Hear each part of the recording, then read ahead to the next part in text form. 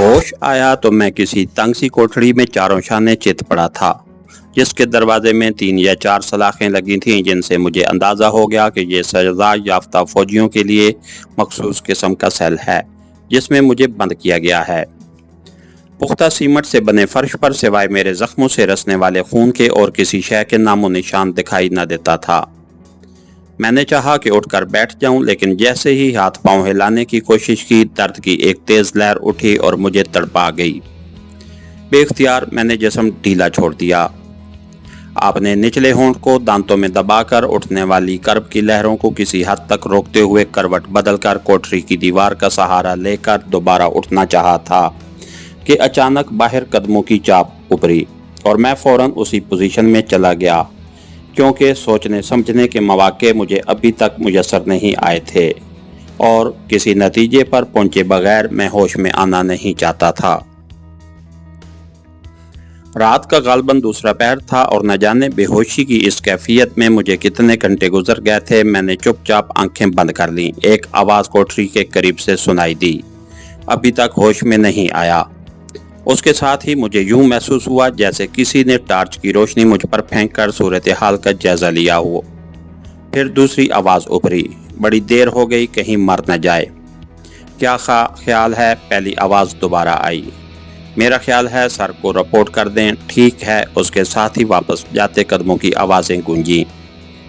उनके दफ़ा होते ही मैं जैसे तैसे उठ गया और कोठरी की दीवार से टेक लगाकर बैठ गया। मेरा एक हाथ बेख्तियार सर की तरफ उठा, जहां एक और नन्हे से सर का इजाफा हो गया था। चोट लगने से सर फट गया और जख्म के गिर्द बाल खून से चिकट गए थे। जिस्म के जिस हिस्से पर भी मेरा हाथ लगता, वहीं से दर्द की एक तेज लहर उठती। मेरा सारा वजूद दुखते हुए फोड़े में बदल चुका था।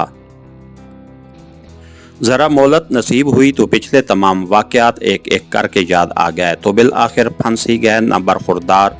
मैंने अपने आप से कहा, अब 2 ही सूरतें हैं, या तो मैं बुज़दिलों की तरह हथियार फेंक कर सब कुछ उगल दूं, या जवान मर्दी से हालात का मुकाबला करूं और ख़ुद को हालात के रहमो करम पर छोड़कर मौके का मुंतज़िर रहूं।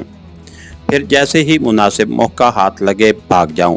पहली सूरत इसलिए तो मुमकिन नहीं थी कि अब मैं काबू में आ चुका था और बुज़दिली के मुजाहरे पर दुश्मन मुझे माफ़ी देने से तो रहा, अलबत्ता ये ज़रूर था कि जब मैं उस चोर की तरह जो पहली ही चोरी पर पकड़ा जाए और पुलिस की तरगीब और धमकियों में आकर तमाम वाक़यात बिला कमो कास्त उगल दे, पुलिस वाली रवायती तफ्तीश का शिकार हो जाऊं और मुझे वही रवायती जुमले सुनने को मिल जाएं कि इसका तो हमें इल्म था साहबजादे, वो वाली बात बताओ जो तुम छुपा रहे हो। और फिर वो वाली बात पूछने का सिलसिला लंबा ही होता चला जाता। अलावा अज़ीम मुझे इस बात का भी बखूबी इल्म था कि एक मर्तबा इस बात का इकरार कर लेने के बाद कि मैं यहाँ जासूसी करने आया था, मरने से पहले भारतीय जेलों से छुटकारे का मैं तसव्वुर भी ना कर सकता था। मैंने बुज़दिलों की तरह जिंदा दरगोर होने की बजाय बहादुरों की तरह हालात का सामना करने की ठानी और मुतमईन होकर बैठ गया। इसे इंसानी फितरत का तकाजा जानिए या मेरी बुज़दिली के अपनी गिरफ्तारी का एहसास होते ही एक एक करके माँ बाप और बहन भाइयों के चेहरे मेरे सामने आने लगे। जिस जगह से मुझे गिरफ्तार किया गया, वहाँ से बमुश्किल 1.5-2 फरलांग के फासले पर सरहदी लकीर वाक़ थी, जिसके बाद मेरे वतन की आज़ाद फ़िज़ाएँ शुरू हो जाती थीं। लेकिन हस्बे रवायत कुमंद वहीं जा टूटी जहाँ लबे बाम 2-4 हाथ दूर ही रह गया था। घर याद आया तो यहाँ भी अपने मौसनों की फ़िक्र दामनगीर हुई। क्या सोचेंगे वो लोग? कहीं कड़ी से कड़ी मिलाते तफ्तीश कुंदगान राय कोर्ट तक जा पहुँचे तो क्या बनेगा? मैं कैसे इन सब का सामना कर पाऊँगा? इंसानी रिश्तों का ये अलमिया वो लोग कैसे बर्दाश्त कर पाएंगे?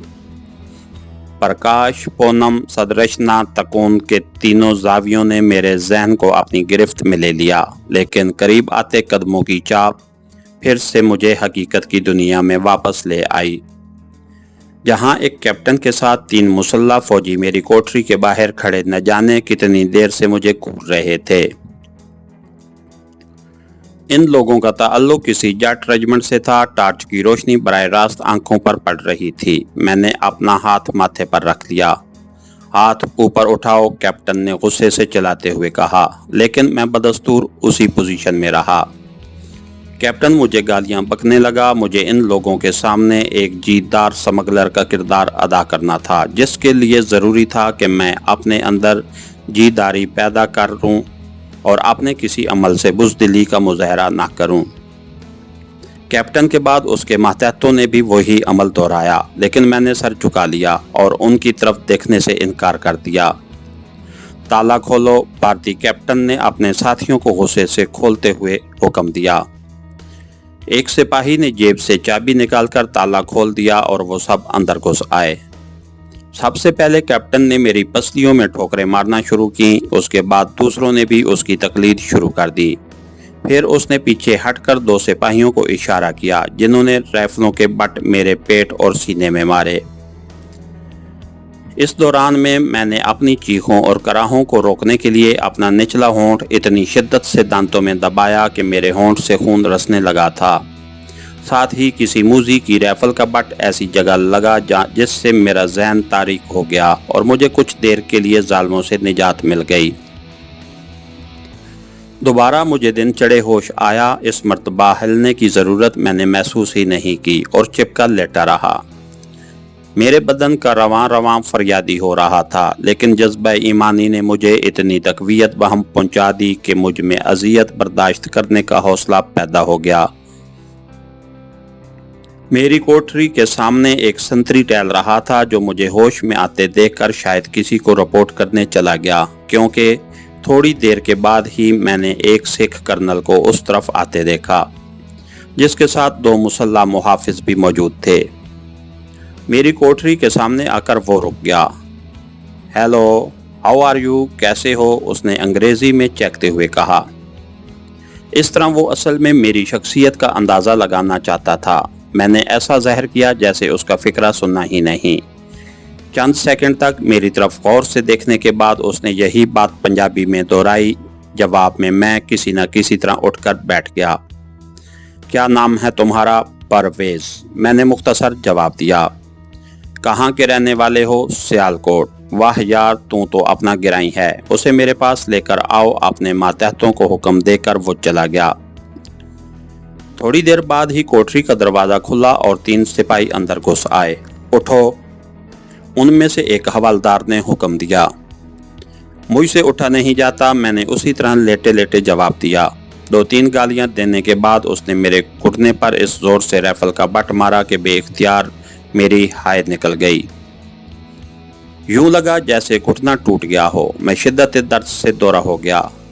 बाकी दोनों ने मुझे बाजुओं से पकड़ा और घसीटते हुए बाहर ले आए, जहां एक तरफ कमरों की कतार के बाहर वही से कर्नल खड़ा था।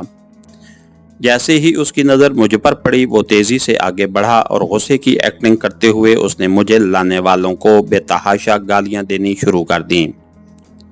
सिपाही सहम कर एक तरफ हट गए। मैं बदस्तूर घुटना पकड़े ज़मीन पर बैठा रहा। उठो जवान, उसने मुझे अजीब सी नज़रों से घूरते हुए कहा और सहारे के लिए अपना हाथ आगे बढ़ाया। मैं उसकी चाल समझ रहा था और दिल ही दिल में उस पर हंस भी रहा था कि अपनी दांस्त में उसने बड़ी चालाकी का मुजाहरा किया था। मैं उसको हाथ पकड़ा कर खड़ा हुआ और करीबन लंगड़ाता हुआ उसके साथ एक कमरे की तरफ चल दिया। कमरे में पहुंचकर कर्नल ने मुझे एक कुर्सी पर बैठने के लिए कहा और ख़ुद सामने रखे मेज़ पर बैठ गया। उन्होंने तो तुम्हें भोजन भी नहीं करवाया होगा, उसने यहाँ मौजूद सिपाहियों की तरफ इशारा किया।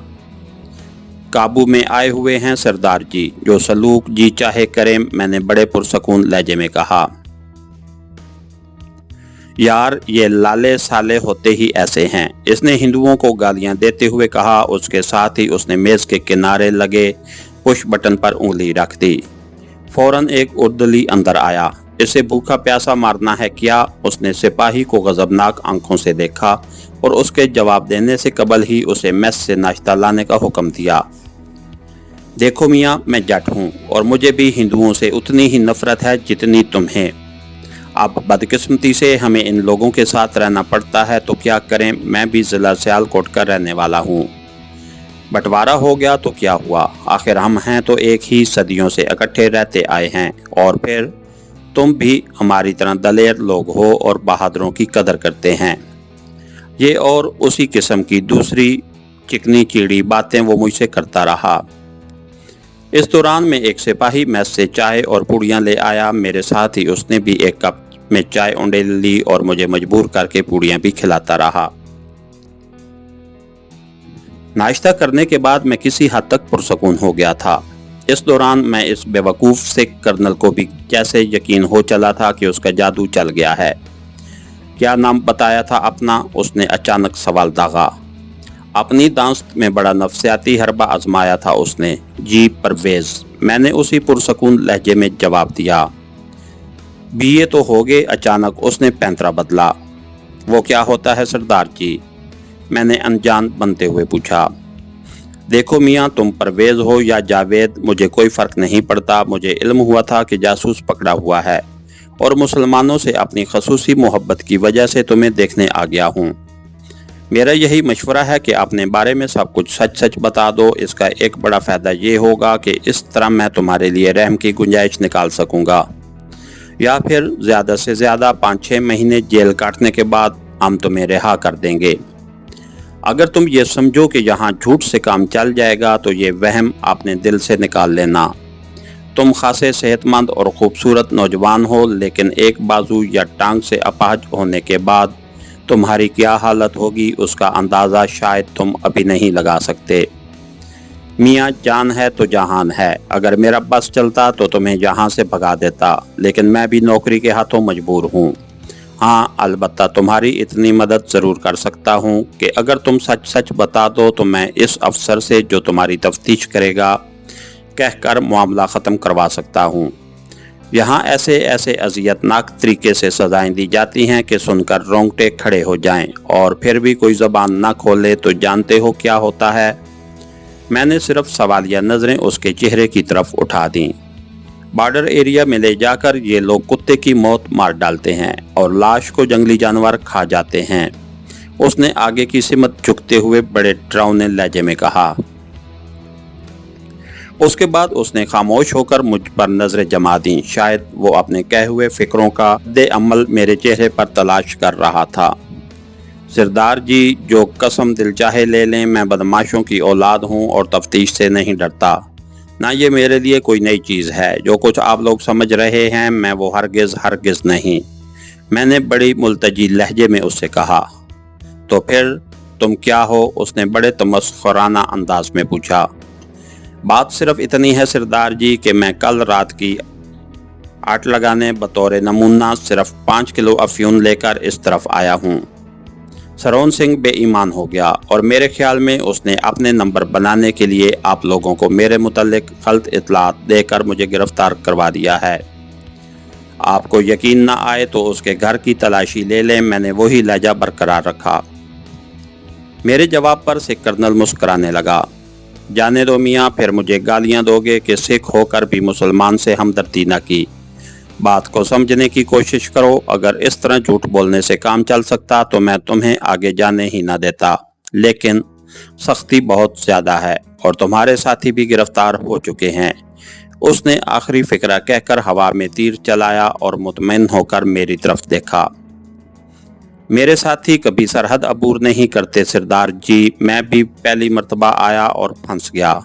हम लोग सरहद पर ही माल का लेन देन कर लेते हैं। मेरे जवाब पर उसने खसियाने होकर मेरे चेहरे से नज़रें हटा लीं और खिड़की से बाहर झांकने लगा।